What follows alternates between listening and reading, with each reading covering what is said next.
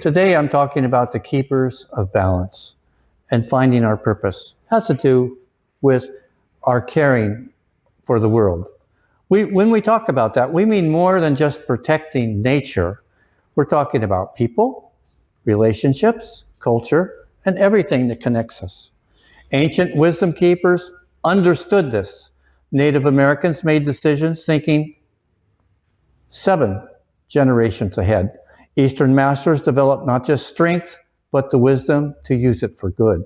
They knew true power means protecting and preserving, not destroying.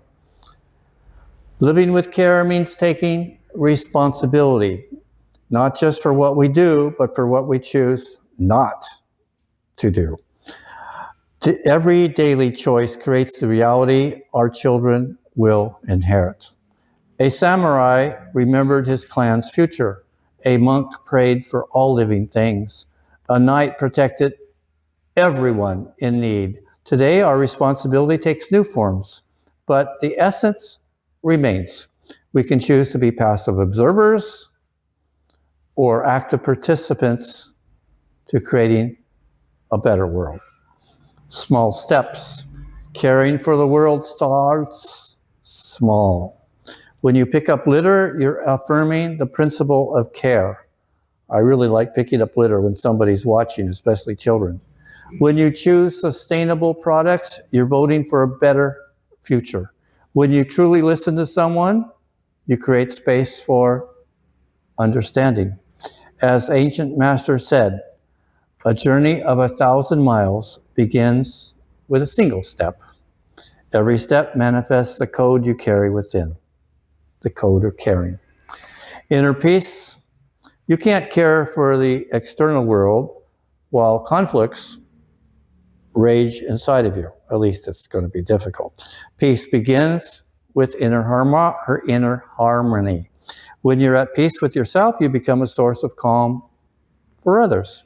Your actions stop being reactions and become expressions of your true self. Caring for the world isn't a solo journey. When we act together, guided by shared values, our power multiplies. Small groups of principled people have changed history.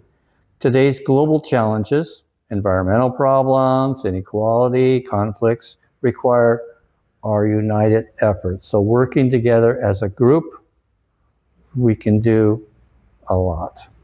Wisdom and balance. Living with care means finding balance between accepting what we cannot change and acting when change is possible. That's a really hard one, right? The wisdom lies in knowing the difference. Well, I still struggle with that. We all struggle with that. Accept what must be accepted, but act where action can make a difference. Every morning, you decide what mark you're going to leave today. Will you be a consumer, pulling away from the environment, pulling away other people's energy? Or are you going to be a guardian of the people on the planet? Part of the problem, going to be part of the problem today, maybe even inadvertently, or are you going to be part of the solution today? Are you going to be an observer or a participant? Those who live by this code choose care, not because it's easy, but because it's right. Each day is an opportunity to make the world better than yesterday, right? So things didn't go too well today. You wake up tomorrow, you get another chance. Caring for the world begins with awakening the spark within you. The awesomeness of our deep concern to everything around us. Aren't we lucky to be here, right? If you got 300,000 sperm and 1 egg, and a lot of the times it doesn't even become fertile, and you happen to be here and you went through the viruses and you went through the potential accidents and you went through whatever, and you're here, we're all very lucky, right?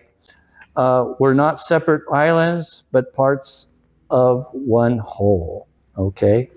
So when the spark ignites, the spark of being awake, that you're part of this huge universe and part of the planet, you see differently. You think you are part of the universe, but the universe is also part of you, right? It's the same.